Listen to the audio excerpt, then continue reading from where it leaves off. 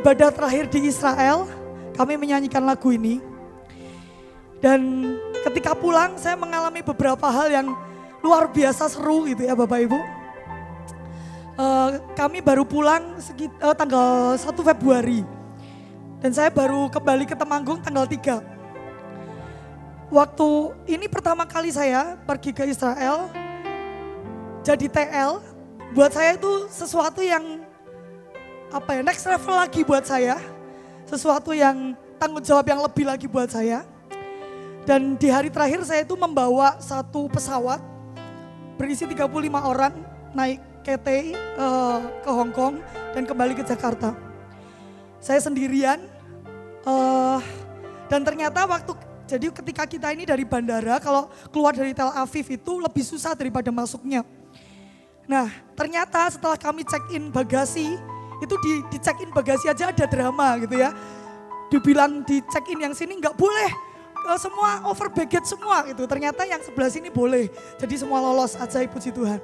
Terus kami lanjut ke checkpoint, mau ke pemeriksaan barang-barang yang dibawa di cabin. Ternyata jadi kalau di sana itu kita tuh ditempeli barcode pasportnya. Saya nggak sadar barcode saya tuh ternyata beda sama teman-teman yang lain. Barcode saya lebih lebar dan ada tulisan Ibrani. Terus penjaganya bilang, kamu pergi ke sana. Saya nunggu sekitar 1,5 jam Bapak Ibu dan diperlakukan seperti penjahat. Seluruh tas saya dibuka, baju saya diperiksa, baju saya dibuka. Saya dites, diperiksa suruh pakai APD semua. HP saya semua elektronik saya ditimbang, diswab, benar-benar dicek, benar-benar disuruh nunggu. Saya nunggu sama beberapa orang lain, nggak banyak sebenarnya, beberapa orang yang garang-garang gitu ya tampaknya. Saya paling imut sendiri di situ gitu loh. Saya bilang apa tampang saya ini kayak penjahat gitu kan, guyon-guyon. Tapi saya bilang, saya harus boarding jam 1:30 siang waktu itu. Terus CVV telepon, saya mau angkat aja gak boleh. Gak boleh angkat teleponmu, kamu harus gak boleh pegang apapun. Jadi benar-benar saya doa, Tuhan tolong. Saya dilepas itu 15 menit sebelum saya boarding. Saya lari, ternyata CVV masih tunggu saya di roda depan. Terus kami ke gate bareng-bareng. Selesai itu Bapak Ibu, kami sampai di Jakarta, ada yang seru lagi. Jadi saya ini orangnya kan simple ya. Jadi saya tuh dari Israel tuh pakainya sandal jepit Bapak Ibu. Gak pakai sepatu, pakai sandal jepit. Terus pakai hand carry-nya tuh ransel 1 doang. Yang lain pada bawa koper cabin, saya enggak.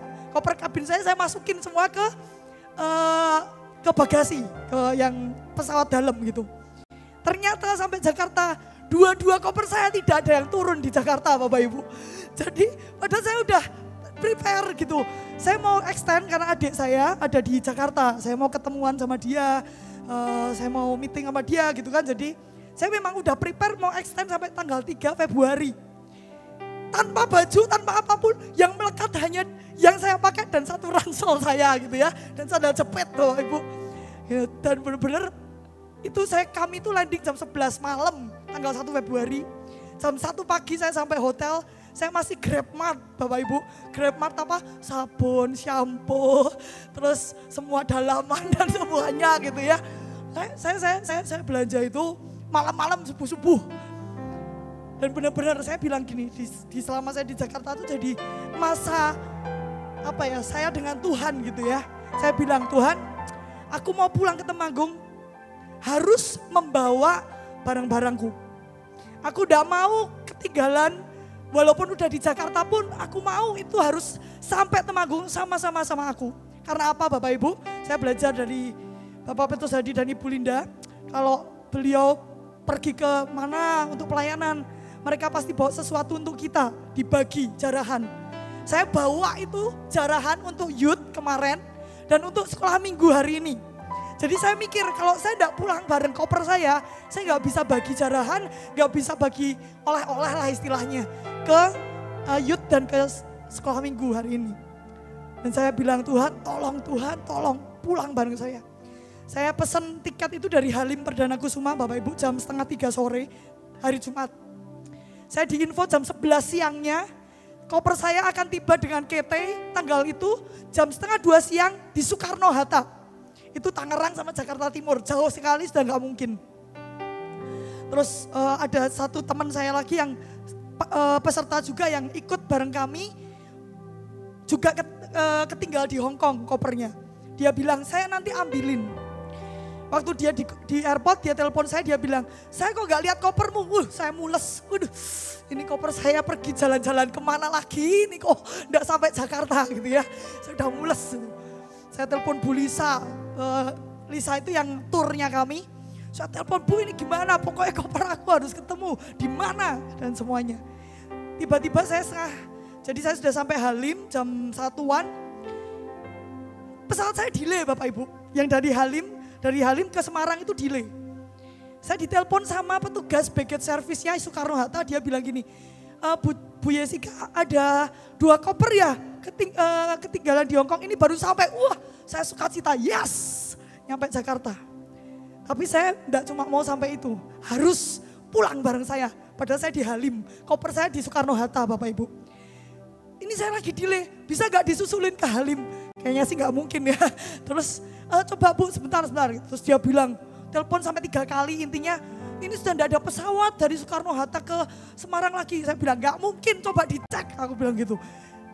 Susulin pokoknya hari ini harus terbang dari Jakarta ke Semarang, saya bilang gitu. Saya gak mau tahu harus terbang dari Jakarta ke Semarang hari ini, karena saya juga turun di Semarang, saya akan tunggu bagasi saya. Karena saya delay Bapak Ibu, saya nyampe di Semarang jam 6 malam, yang harusnya jam 4 sore. Tapi ajaib, begitu belt Batik Air saya naik Batik Air, belt Batik Air saya selesai. Saya tanya, bagasi saya itu naik apa ke Semarang? Naik Batik Air juga dari Soekarno-Hatta tapi ID berapa. Terus saya tanya petugasnya, Pak Batik Air ini kode pesawatnya ini turun jam berapa ya? Loh ini baru saudara juga habis ini beltnya muter setelah saya sampai. Bayangkan koper dan saya beda bandara, beda pesawat, datangnya sama Bapak Ibu, ajaib. Bisa pulang bareng saya tanpa nunggu lama. Pulang bareng saya bisa bagikan kemarin di youth, hari ini juga mau ke sekolah minggu setelah ini. Ajaib Tuhan, benar-benar Tuhan selalu menolongku. Terima kasih Tuhan.